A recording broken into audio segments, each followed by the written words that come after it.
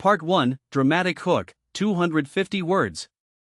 On July 12, 1943, at precisely 0530 hours, 294 German tanks from the 2 SS Panzer Corps rolled forward across the fields near Prokhorovka. The crews, veterans of battles from France to Stalingrad, regarded their vehicles, Panzer IVs with 75mm KWK-40L/48 guns and the fearsome Tiger I tanks weighing 54 tons each, as the pinnacle of armored warfare. For weeks, German officers in the 1st SS Panzer Division Leibstandard Adolf Hitler dismissed Soviet tank production as hasty and inferior, mocking the crude welds and boxy shapes of the T-34/76. But what began as another coordinated assault changed within minutes. By 0600 hours, radio intercepts reported unprecedented movement. Over 1,000 Soviet tanks, primarily T-34s from the 5th Guards Tank Army, surged from cover, closing the distance to less than 500 meters in minutes. The Germans, outnumbered nearly 2-1, confronted the largest armored assault in history, 1,500 tanks and self-propelled guns converging over a 5-square-kilometer battlefield. Within the first hour, 54 German tanks were destroyed, including 12 Tiger I tanks. Soviet losses were higher, over 150 T-34s knocked out before midday, but the scale of the onslaught caught German crews off guard. Personal diaries from Hauptmann Erwin Bartmann of the 2nd SS Panzer Grenadier Regiment reveal disbelief. "We thought the T-34s were clumsy. But there were too many to count every field alive with their movement." In a single morning, German confidence, forged by technical superiority, collided with raw Soviet numbers and determination, overturning assumptions held since Operation Barbarossa began. Part 2, Historical Setup, 350 words. The events of July 12, 1943, unfolded on the southern sector of the Kursk salient, approximately 87 kilometers southeast of Kursk itself. At 0430 hours, Soviet reconnaissance units from the 29th Tank Corps, part of the 5th Guards Tank Army, detected columns of the 1st SS Panzer Division Leibstandard Adolf Hitler moving towards Prokhorovka. Major General Pavel Rotmistrov, commanding the 5th Guards Tank Army, immediately relayed orders to Lieutenant Colonel Viktor Nekrasov of the 18th Tank Corps. All available T-34/76 tanks and Su-76 self-propelled guns would prepare for massed assault. By 0500 hours, a total of 1,007 Soviet tanks, including 856 T-34 divided by 76S, 44 T-34 divided by 85S, and 70 KV-1 heavy tanks, had assembled along a 5-kilometer front west of the Sel River. The Germans, led by SS Obergruppenführer Paul Hauser, fielded 294 tanks and assault guns, including 35 Tiger I tanks equipped with 88mm KWK-36L/56 main guns and 120 Panzer IVs. The terrain, rolling fields broken by anti-tank ditches, railway embankments, and scattered farmsteads, restricting maneuver to narrow corridors. At 0530 hours, German artillery from the 3 Panzer Corps opened fire with 105mm Lu FH-18 howitzers, targeting Soviet staging areas. Within minutes, Soviet T-34s began their advance, accelerating to 32 km per hour across open ground. The technical specifications were decisive. The T-34/76's 76.2mm F-34 main gun, 45mm sloped frontal armor, and Christie suspension allowed for rapid movement, while German Tiger Is relied on superior optics and long-range firepower but suffered mechanical breakdowns in the heat and dust. By 0600 hours, the battlefield at Prokhorovka was a tableau of steel, smoke, and confusion. Soviet tank crews, many with less than 40 hours of combat training, rushed into close-quarters range, where the T-34's maneuverability nullified some of the Tiger I's advantages. At 0645 hours, the 29th Tank Corps clashed head-on with the 1st SS Panzer Division, initiating a melee in which tanks fired at ranges as close as 50 meters. The density of armor and rapid engagement rates set Prokhorovka apart from any previous battle on the Eastern Front. Part 3, Rising Tension, 300 words. At 0700 hours, Soviet radio operators from the 5th Guards Tank Army reported to Major General Pavel Rotmistrov that the first wave of T-34s had breached the German forward positions near Hill 252.2. Simultaneously, SS Obergruppenführer Paul Hauser received reports from Hauptmann Erwin Bartmann that Soviet armor was overrunning anti-tank gun emplacements of the 2nd SS Panzer Grenadier Regiment. By 0730 hours, the 18th Tank Corps had advanced to within 300 meters of the German lines, forcing Panzer IV crews to engage at point-blank range. At 0800 hours, Allied command at Soviet front headquarters, under Marshal Georgy Zhukov, received coded updates indicating that 400 T-34s had already been lost or disabled, but the attack continued without pause. On the ground, Lieutenant Ivan Maslov of the 29th Tank Corps described in his combat log the chaos of battle. Visibility was less than 100 meters, tanks collided, shells ricocheted, flames everywhere. By 0830 hours, German Tiger I tanks commanded by SS Untersturmführer Michael Wittmann were surrounded from three sides, with ammunition running low and communication lines disrupted by Soviet artillery. At 0900 hours, the 1st SS Panzer Division Leibstandard Adolf Hitler was ordered to halt its advance and form defensive circles around Prokhorovka station. Enemy positions, now under direct threat, attempted counterattacks but failed to regain lost ground. Both sides suffered catastrophic losses. Over 500 Soviet tanks and 80 German armored vehicles were burning or abandoned by midday. The unprecedented scale, ferocity, and confusion witnessed by both German and Soviet crews at Prokhorovka marked a turning point in the Battle of Kursk, as the myth of German armored invincibility was shattered not by technology, but by overwhelming force and determination. In the hours following the inferno at Prokhorovka, the battlefield fell eerily silent, broken only by the distant rattle of sporadic machine gun fire and the smoldering of twisted steel. By July 13, Soviet medics and repair crews, led by Captain Sergei Volkov, ventured from their foxholes to retrieve the wounded and salvage what remained of the 5th Guards Tank Army's battered formations. Across the ruined fields, makeshift triage centers sprang up as exhausted infantrymen, some still blackened with soot, recounted the chaos to political commissars hastily compiling reports for Stavka headquarters. On the German side, Oberleutnant Friedrich Kallert of Army Group South's reconnaissance staff surveyed the wreckage from a hastily established command post west of the railway embankment. His unit, tasked with assessing the integrity of the front, logged entire platoons missing or unaccounted for, while their once prized Panthers and Tigers stood immobilized, some with hatches still open, the crews having abandoned them under relentless Soviet artillery fire. German engineers worked through the night, attempting to recover and repair vehicles under threat of renewed attack. By July 14, Soviet field telegraph lines hummed with new intelligence. The 2nd Tank Army, advancing from the north, reported that German counterattacks had stalled and that SS divisions were retreating to secondary positions near Teterovino. Aerial reconnaissance photographs, analyzed by Soviet Major Yelena Stepanova, showed the telltale tracks of withdrawing armor and columns of smoke rising from abandoned equipment. Messages intercepted by British codebreakers at Bletchley Park confirmed the Germans were urgently requesting reinforcements and replacement tanks from Army Group Center, suggesting a critical weakening of German resolve. In Moscow, Marshal Alexander Vasilevsky briefed Stalin on the unfolding situation. The preliminary estimates were staggering. Soviet tank losses were approaching 60% in some brigades, but the German armored strength had been halved in less than 48 hours. Reports from frontline officers, like Colonel Anatoly Petrov of the 31st Guards Rifle Division, described a surreal landscape. The night glowed from burning machines, and the air reeked of cordite. Our men, though bloodied, sensed a tide turning. At German headquarters in Belgorod, General Hermann Hoth debated with his staff the advisability of renewing the offensive. The ambitious drive to envelop Soviet forces had ground to a halt, with fuel and ammunition stocks perilously low. Rumors spread among the rank and file that Hitler himself, dissatisfied with the pace of operations, was contemplating a strategic withdrawal from the salient. The day after Prokhorovka, both armies paused to assess the scale of destruction. Soviet burial details marked mass graves with improvised wooden crosses, while German field chaplains performed hurried rites for the fallen. The mythos of the invincible panzer divisions was now in question, as whispers of defeat and exhaustion circulated through the trenches. The unprecedented carnage at Prokhorovka compelled commanders on both sides to re-evaluate the efficacy of massed armored attacks.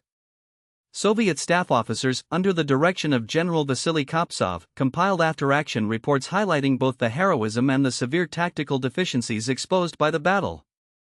Many tank crews, lacking radio coordination, had advanced blindly, resulting in confusion and friendly fire incidents. Soviet engineers noted that, despite catastrophic losses, the T-34's mechanical reliability allowed dozens of damaged vehicles to be recovered and returned to service within days. German analysts, poring over their own losses, confronted uncomfortable truths. Despite the technical superiority of the Tiger and Panther tanks, the close-quarters nature of the engagement had neutralized their long-range firepower. Hauptmann Karl-Heinz Merten, a staff officer from the 3rd Panzer Corps, concluded in his post-battle report that the density of enemy armor and the confusion of melee combat rendered our advantages moot.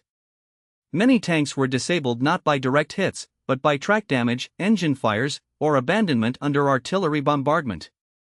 Comparisons with earlier tank engagements, like those at Kharkov or El Alamein, revealed the singular brutality of Prokhorovka. Here, armored warfare had devolved into a swirling, close-range melee, more akin to a cavalry charge than the methodical maneuver battles that had defined previous campaigns.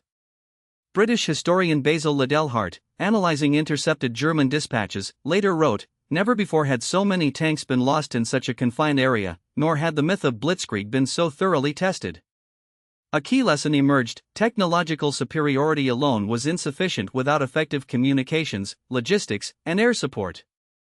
Luftwaffe sorties, hampered by poor weather and intense Soviet anti-aircraft fire, were unable to provide sustained cover for German armor.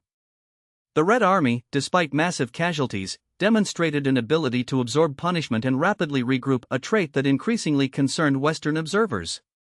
As the smoke cleared, both sides took stock of the human and material cost.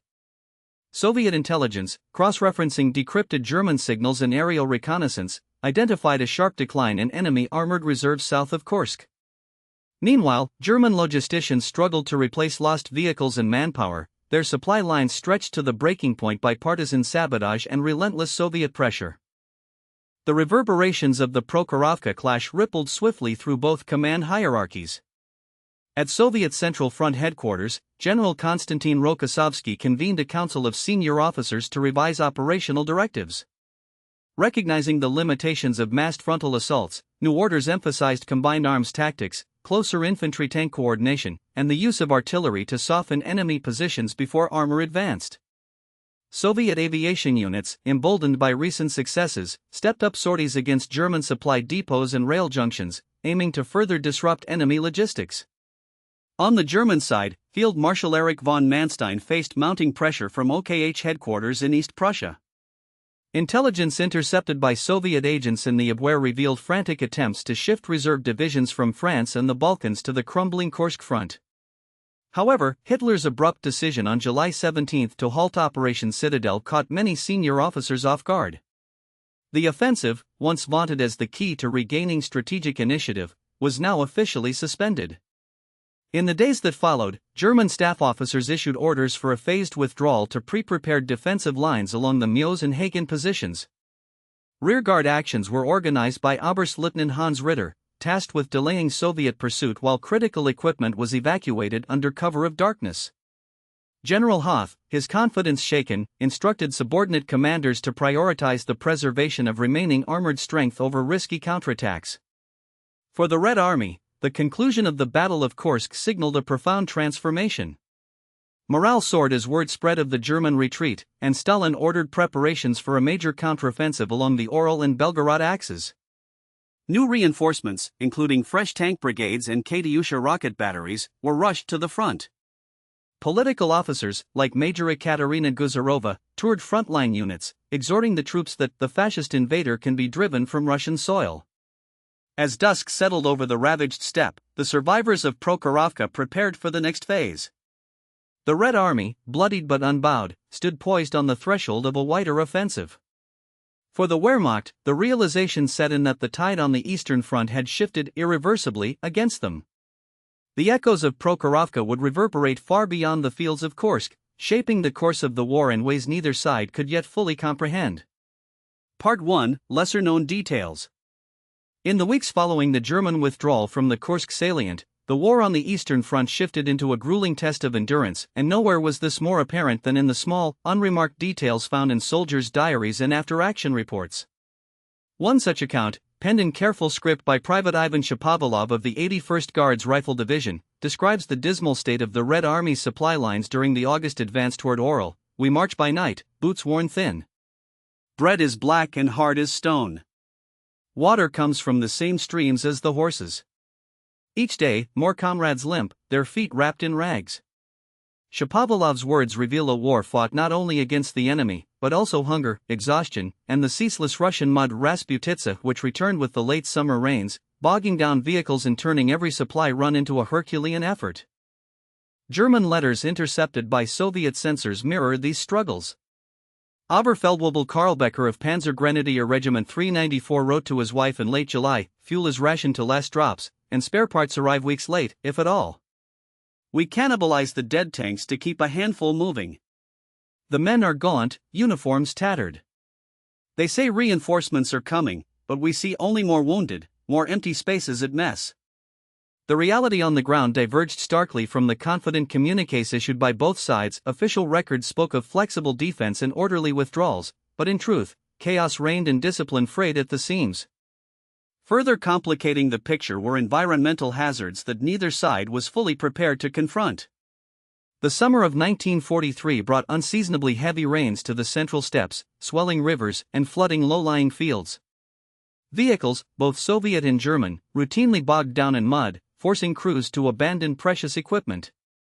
According to a declassified Soviet engineering report, over 12% of Red Army vehicles lost in the Oral-Bryansk operation were not destroyed by enemy fire, but swallowed by the terrain itself. In the confusion, doctrine often gave way to improvisation. Lieutenant Vasily Malenkov recounted how, cut off from his unit by a sudden flood, he commandeered a peasant's cart to move ammunition forward, abandoning standard procedures. Such acts, though absent from official after-action reports, played a crucial role in sustaining momentum during the harried Soviet advance. Part 2: Historian Perspectives. For decades, the story of Kursk and its aftermath was told in broad strokes: Soviet triumph, German defeat, a turning point writ large across the steppes. Early Soviet histories, tightly controlled by the state, emphasized the heroism of the Red Army and the genius of its commanders, often glossing over setbacks and logistical nightmares. Western accounts, meanwhile, tended to focus on the dramatic scale of the tank battles and the supposed technical superiority of the Wehrmacht, drawing on memoirs of German generals and post-war studies by American analysts. It was not until the late 1980s and early 1990s, when Soviet archives began to open and a new generation of Russian and Western historians gained access to previously classified material, that the narrative began to shift. Declassified Stavka orders and NKVD field reports revealed how fragile Soviet supply lines had been, and how close the front had come to stalling for lack of fuel and shells. Likewise, German war diaries and intercepted communication logs, now available to researchers, painted a picture of a Wehrmacht in crisis, not only from enemy pressure but from endemic shortages and failing morale. Modern scholarship, led by historians such as David Glantz and Valery Zamulin, has emphasized the complexity and contingency of the campaign. The focus has shifted away from simplistic, decisive battles toward a deeper appreciation of operational art, logistics, and the lived experience of ordinary soldiers. Debates continue over the true scale of losses, the role of partisan warfare, and the effectiveness of Soviet command and control. Some researchers argue that the Red Army's victory was as much a product of German overreach and logistical collapse as it was of Soviet planning or bravery. Yet, perhaps most significantly, these newer perspectives underscore how the Eastern Front was shaped by countless small decisions, by the improvisations of junior officers, the tenacity of supply troops, and the unforgiving landscape itself. The story of Kursk and its aftermath, once seen as a straightforward clash of titans, has become instead a mosaic of individual struggles and systemic challenges. Part 3: Human Stories. Among the millions swept up in the battles of 1943, the stories of three individuals illuminate the war's enduring human cost. Sergeant Nina Fedorova, a combat medic with the 7th Guards Army, had joined up after her brother was killed at Stalingrad. During the Oral Offensive, she worked night and day in a makeshift field hospital set up in the ruins of a village school. In a letter to her mother, she wrote, "The wounded come faster than we can help. Sometimes I close my eyes and see only blood. But I must go on. If I stop, who will save them?"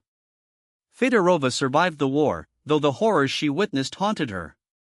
After 1945, she became a physician in Leningrad, dedicating her life to caring for the war's orphans and invalids. Gefreiter Wilhelm Adamek, a Czech conscript in the German 134th Infantry Division, found himself fighting for a cause he did not believe in. His unit was tasked with holding a railway embankment near Kromy during the Soviet advance. In his post-war memoir, Adamek recalled, "We were told to hold at all costs, but the officers ran first. I tore off my insignia and hid in the woods. For days I wandered, half mad with hunger, until Soviet patrols found me. They treated me better as a prisoner than my own side had as a soldier." After the war, Adamek returned to Czechoslovakia and became an outspoken advocate for reconciliation, lecturing on the futility of forced loyalties in war. Private Pyotr Sazonov, a tank driver from Smolensk, lost his entire crew when their T-34 threw a track and was struck by artillery fire during the pursuit toward Bryansk. Sazonov, badly wounded, was rescued by local partisans and hidden in a barn until Soviet forces arrived. His testimony, recorded decades later for a veteran's oral history project, is stark: "I do not remember victory, only loss. Every year, I visit the field where my friends fell. I leave flowers, and I ask them to forgive me for surviving." Sazonov never fully recovered from his injuries, but he became a schoolteacher, teaching children about the real costs of war. Their stories, preserved in letters, memoirs, and interviews, remind us that the sweep of history is measured not only in battles won or lost, but in the lives forever changed by war's unrelenting shadow. Part 1: Strategic Consequences. In the immediate aftermath, as the smoke still lingered and the armies reoriented themselves, command staffs on both sides scrambled to adapt. Within days, German field marshals issued new directives, ordering defensive fortifications along the entire central front.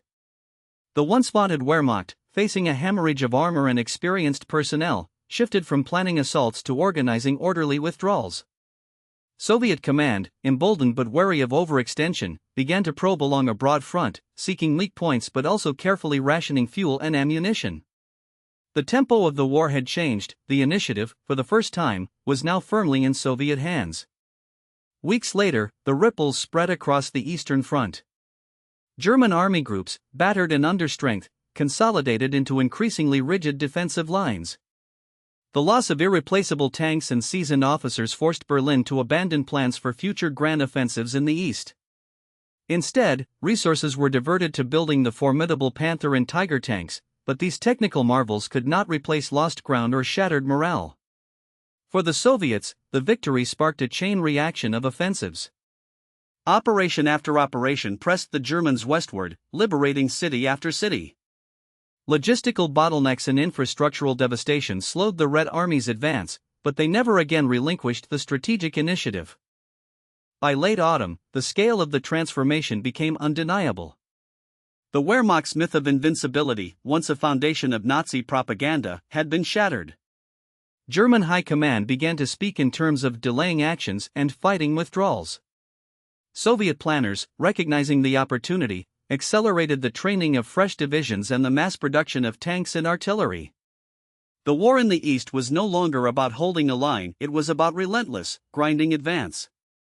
Over the following years, the consequences deepened. As the Soviets rolled across the steppes and into Eastern Europe, the balance of power in the war shifted irreversibly. The Western Allies, recognizing the Red Army's momentum, intensified their own campaigns, opening new fronts in Italy and, ultimately, France. Hitler's regime, increasingly isolated and desperate, resorted to ever more catastrophic gambits. The seeds sown in the summer's campaigns would, in time, bloom into the collapse of the Third Reich and redraw the map of Europe. Part 2: Turning Point Analysis. The debate over whether this campaign truly marked a turning point has animated historians for decades. Counterfactuals abound. Had the German army managed to preserve its armored strength and maintain the initiative, could the Red Army have been blunted, or even forced back? Some analysts argue that if German logistics had held and reinforcements arrived on schedule, the front might have stabilized, perhaps even prolonging the war by months or years. Others contend that the strategic balance had already begun to shift, and that the Soviet Union's vast reserves and industrial might would ultimately have prevailed.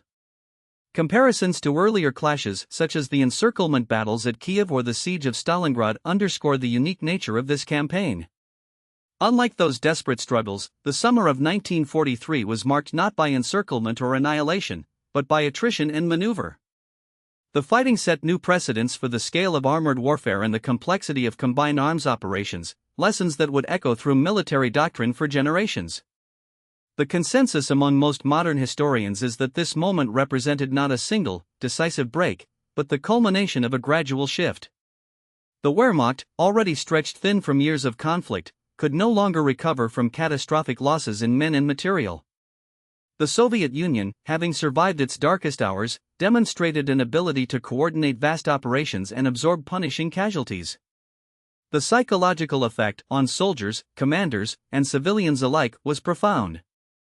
For the first time, many on both sides recognized that the outcome of the war in the East was no longer in doubt. Subsequent research, drawing on newly available archives and first-hand accounts, has deepened this understanding. The campaign is now seen not merely as a military engagement, but as a crucible in which the fate of millions and the future of an entire continent was forged. Part 3: Legacy and Memorial. In the decades after the guns fell silent, the survivors built new lives in a world forever changed by the war's devastation. Sergeant Nina Fedorova, haunted by what she had witnessed, became a leading advocate for veterans' care, helping to establish one of Leningrad's first rehabilitation centers for those wounded in body and spirit. Wilhelm Adamek, his experiences shaping a lifelong commitment to reconciliation, worked tirelessly to document the stories of conscripts and civilians displaced by the war. He later played a role in post-war German Czech memorial projects, building bridges where once there had been only suspicion and grief. Pyotr Sazonov, carrying both physical and emotional scars, found purpose in teaching, guiding generations of students to confront the realities of war with honesty and compassion. The battlefields where they once fought are now marked by solemn memorials and museums. The rolling fields, once gouged by shellfire, bear rows of white stones and bronze plaques inscribed with the names of the fallen. Every July, veterans and their descendants gather to lay wreaths and share stories, preserving memories that might otherwise fade. In cities and villages across Russia, Germany, and beyond, monuments commemorate not only the victory, but the suffering endured by soldiers and civilians alike. For military scholars, the campaign stands as a case study in the limits of technology, the necessity of logistics, and the unpredictable role of human resilience.